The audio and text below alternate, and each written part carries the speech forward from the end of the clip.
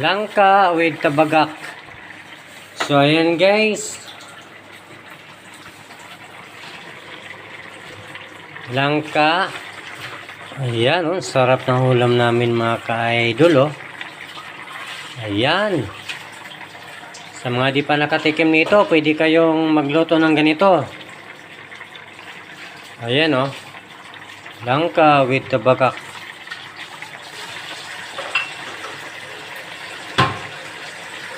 So, ayun guys.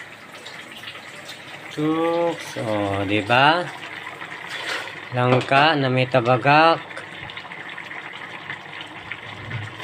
Ang sarap-sarap nito mga ka-idol. Oh, di ba?